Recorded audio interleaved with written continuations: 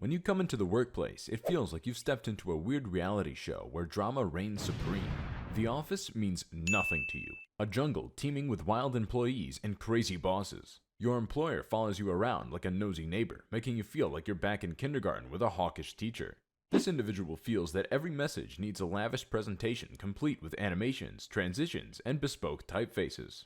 Your office is made of cubicles with dark lighting that makes you feel like you're in a crypt and a steady drone of printers that sounds like a chorus of malfunctioning robots. Every day begins with a terrible morning routine of forcing oneself into a straitjacket-like business suit, praying no one notices the coffee stain from last week's fatal spill. You, trapped in your soul-sucking corporate job day in and day out. The fluorescent lights above you gradually transforming you into a pallid, office-dwelling creature. You badly want to escape this corporate jail, but you're locked in the clutches of a merciless 9-to-5 grind. Yet, the heavens shine down on you one fateful day.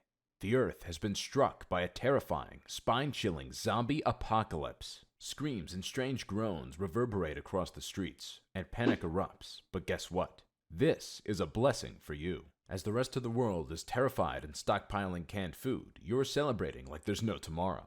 Why?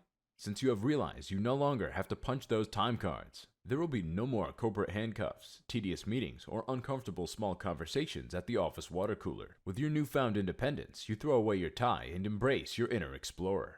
You make a bucket list faster than a zombie on a hunt for brains. Skydiving? Check. What about bungee jumping? Check again. You can't help but laugh at the irony of it all as you begin this exhilarating voyage of freedom. The world is collapsing around you, but you've never felt more alive. It's as if the universe decided to play a cruel joke on everyone, and you, the glum office worker, got lucky. Then, just when you thought you had it all figured out, life takes a wild turn, as it frequently does. Call it a plot twist. Mind you, this isn't your average rom-com twist. After all, we're talking about zombies here. There's drama, turmoil, and the odd run-in with a zombified employee who nonetheless looks amazingly put together in a suit and tie. And this is what the anime Zom 100 Bucket List of the Dead is all about. And it recently got its live-action adaptation on Netflix.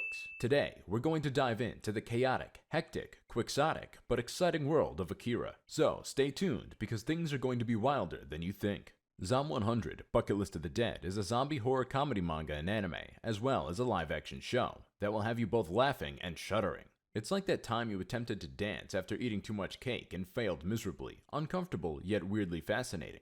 We have Akira Tendo, a 24-year-old office slave who is caught in a rut with his life. Akira Tendo is a poor man who worked for that terrible firm. His supervisor made him feel as if he were on an endless torture journey. He has a huge infatuation with Sayori Otori, who is also a member at the same corporate circus. Remember the girl next cubicle scenario? But she turns out to be more than simply a coworker. She's the secret mistress of the CEO. However, guess what? His town was transformed into Zombieville one beautiful day, and he was ecstatic since it meant no more office torture. Imagine waking up in a zombie-infested neighborhood and exclaiming, "Finally, no more bossy boss." But things changed when Akira watched his respected senior coworker also transform into a zombie.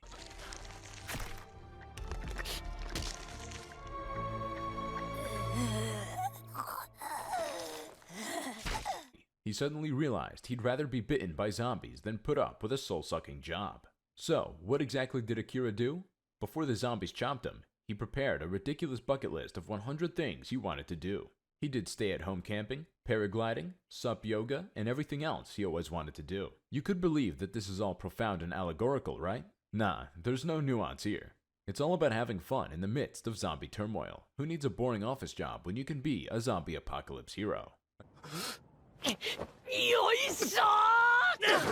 Akira isn't your standard zombie-bashing hero. He's simply an ordinary person looking for a purpose in his life. During his zombie adventures, Akira bumps into Shizuka Mikazuki, a former employee. These two lovebirds end up having a great time together. Isn't there nothing like a zombie apocalypse to bring people together? This series incorporates sarcasm into the mix, making it unlike anything else in the zombie genre. It's like they put the zombie apocalypse in a mixer jar of stand-up comedy and mixed the hell out of it. Akira believes in living in the present moment, as in, hey, let's seize the day and party with zombies. Hold up, we need to consider this through and be cool, says Shizuka. It's as if they're a living yin and yang, finding harmony in the most unlikely of circumstances. Things get hot and spicy on their epic hot springs adventure. Akira, the courageous one, eventually spills the beans and admits to Shizuka that he likes her, but guess what? She hands him the traditional rejection card. As they face the undead problems together, their relationship grows stronger than superglue. They complement each other like peanut butter and jelly, bringing out the best in each other. Shizuka is helped to get out of her shell by Akira, and she is the voice of reason when he goes all wild and crazy.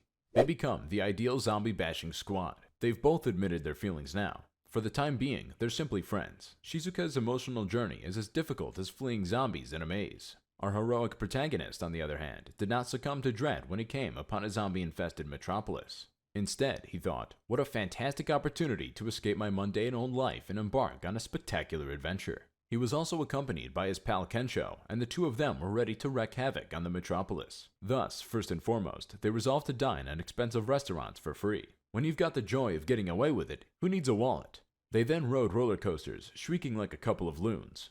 As if that wasn't enough, they also visited haunted houses. Who in their right mind would do anything like that amidst zombie mayhem? But that's what makes it exciting. Akira and Kensho encountered more survivors throughout their adventures. Everybody has their own reasons for refusing to become zombie food. Akira, Shizuka, and Kensho joined together to form an unexpected gang. These companions navigated the zombie-infested streets like professionals, avoiding the undead. Despite their misgivings, they realized the genuine power of friendship and humanity's resilient spirit. Who knew zombies could impart such important lessons? The zombie genre has been pounded like a dead horse since The Walking Dead debuted on television, and maybe even before that.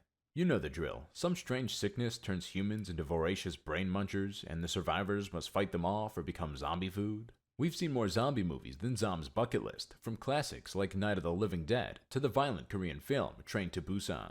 But Zom 100, Bucket List of the Dead, is not your average zombie tale. There are zombies, but they are only an irritation for our hero, Akira. He's this fresh out of college man, all revved up to start a big job, but after a few years, he's simply burnt out, sleep-deprived zombie metaphorically speaking, of course. Then, seemingly out of nowhere, the globe is overrun with genuine zombies. And what about Akira?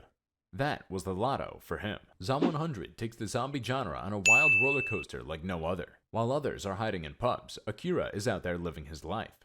But hey, it's not all rainbows and sunshine. The art in this manga is good. The anime is colorful, and the live action is there, although the zombies occasionally appear to have gotten lost in an American comic. It's like seeing cartoons crash a live action movie party when they mix with the actual characters. It has its mature moments, including some flesh showing, rude language, and witty conversation. Oh, and did I mention Akira comes across new zombies doing adult things? Yep, they were doing the nasty. So Zom 100 breathes new life into the zombie genre, and it's a chaotic adventure full of laughs and surprising encounters. Just don't anticipate a zombie horror movie or anything. Isn't it all about having a good time?